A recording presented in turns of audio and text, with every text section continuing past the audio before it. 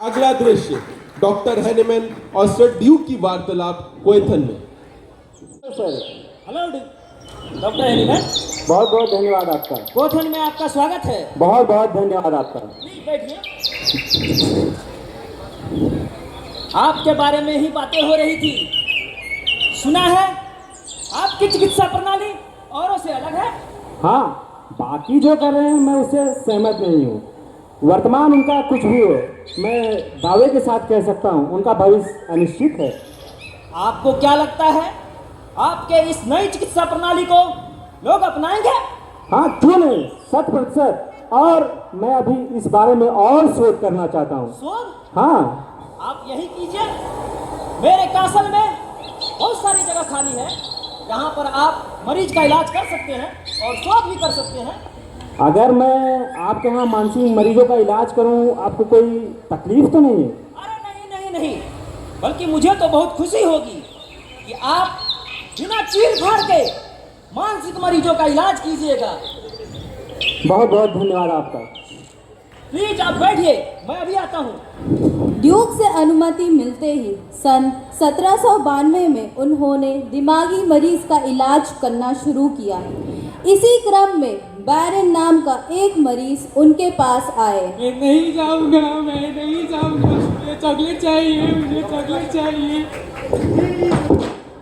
बैठिए बैठिए बैठिए बैठिए।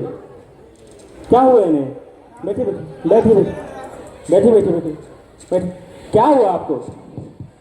अरे डॉक्टर साहब, इसे देखिए ना, ये पागल हो गया। डॉक्टर साहब, पागल नहीं, दीवाना हो गया हूँ।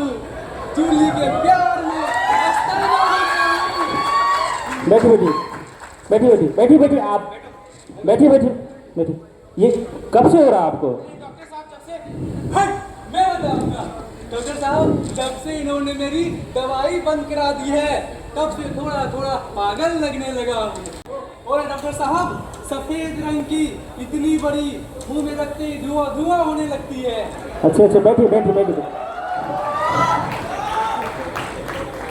डॉक्टर साहब, ये ठीक तो हो जाएगा ना? उसके लिए हमें क्या करना पड़ेगा? हाँ जरूर, पहले आपको कुछ बातों का ध्यान देना होगा। इनकी पुरानी दवाइयों को बंद करना होगा और इनके खान पान पे विशेष ध्यान देना होगा।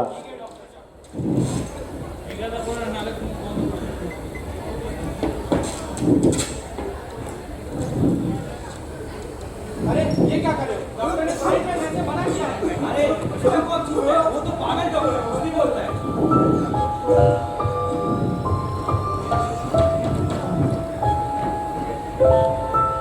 लेकिन मरीज के रिश्तेदारों ने हैनेमैन की सलाह नहीं मानी और मरीज की हालत बिगड़ने लगी और आखिरकार उसकी मृत्यु हो गई। होम्योपैथी की शुरुआती दमक ने ही कुछ कट्टरपंथियों की नींद उड़ा ली।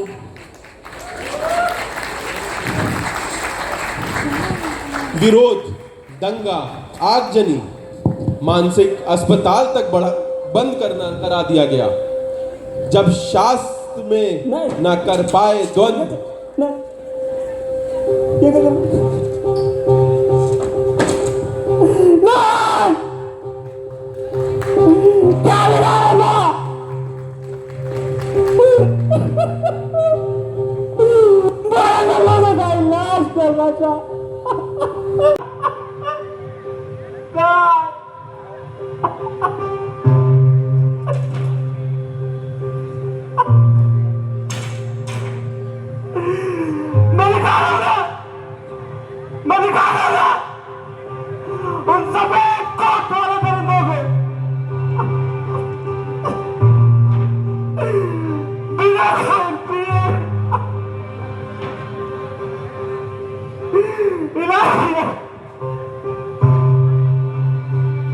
An essay on new principle for ascertaining the curative power of drug and some examination of the previous principle सन 1796 में उफलैंड के जर्नल में प्रकाशित हुआ ये निबंध, जिसने फिर से लोगों के कान खड़े कर दिए।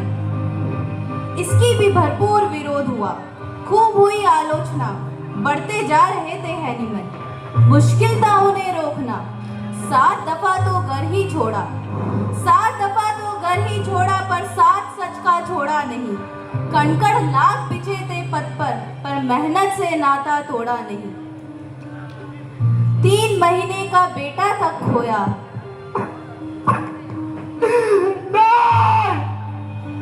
मेरा बच्चा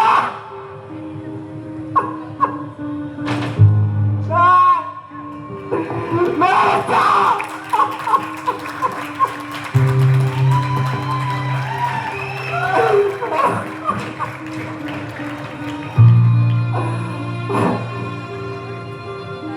पर हौसला ऐसा हथियार न डाला।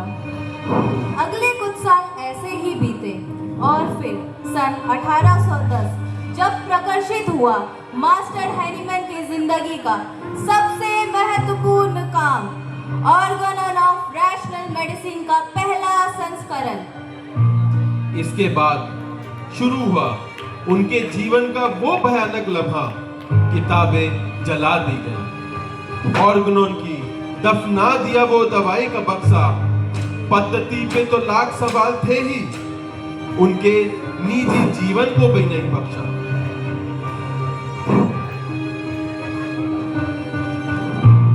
इतने विरोध के बावजूद सन 1819 में प्रकाशित हुआ ऑर्गन ऑफ मेडिसिन का दूसरा संस्करण, जिसकी प्रस्तावना में उन्होंने कहा,